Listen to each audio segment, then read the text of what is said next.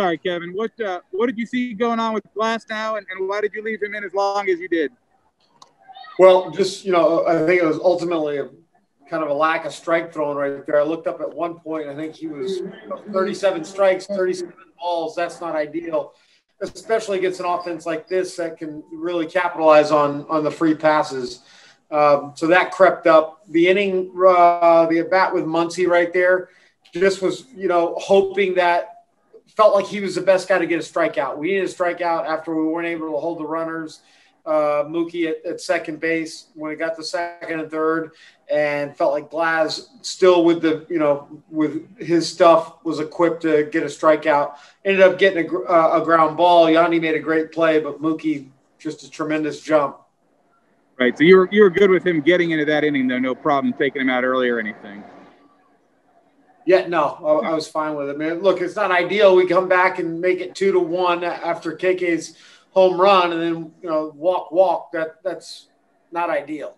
I thought maybe at that point you might have done something, but I got you. And the other question is, the Zunino line drive. I mean, that looked like that was your moment right there, right? Yeah, I mean, I think Kike Hernandez was positioned right there as well. But look, we got to be encouraged that we had a good at bats. Z smoked that ball. I don't understand how Gonzalez even caught it.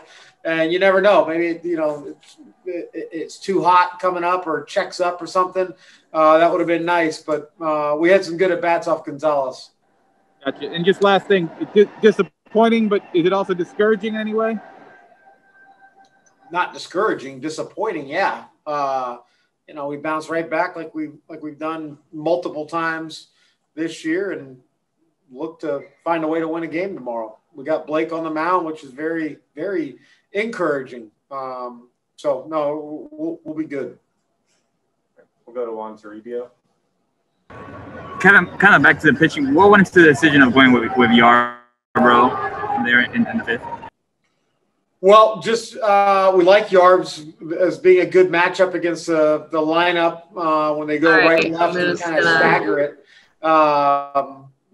So basically we know that he's going to be probably game 4 in some capacity of bulk, most likely, but we've got him available today and available tomorrow if needed.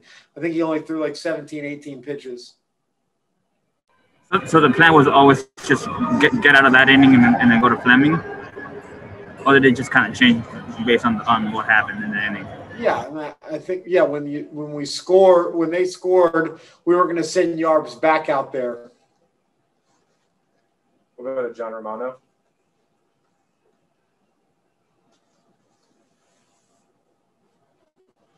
John Romano.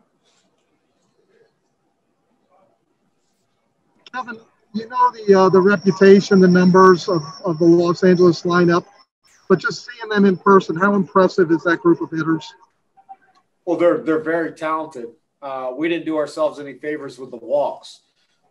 Like to see us, get back to our strengths tomorrow, and that's attacking and getting early strikes and being able to put guys away. I mean, Glasnow got his punch outs. I think we'll have a better assessment if we can get the ball over the plate a little bit more consistently. Did you feel your hitters had better at-bats as the game went on? Not really. We didn't have, Kershaw was on, had a pretty good breaking ball going, really short, and I think there's some deception involved. I mean, you can appreciate and totally see why he's heading to the Hall of Fame one day whenever he's done. But, I mean, he had good stuff. Velo seemed like it was popping out of his hand pretty good. Really did a nice job against us. Steve Carney. Kevin, between the Rosarena walk in the first and then KK's homer, Kershaw sat down, I think it was 13 in a row. Did you sense a lack of patience with the guys? It seemed like everybody was going out there looking to try and, punch something through in the first couple of pitches rather than try and see if they could get something better later in the count. No, I kind of saw it the other way. I mean, I thought we gave them some early strikes that we'd like to be ready to hit, especially when we had first and second in the first inning.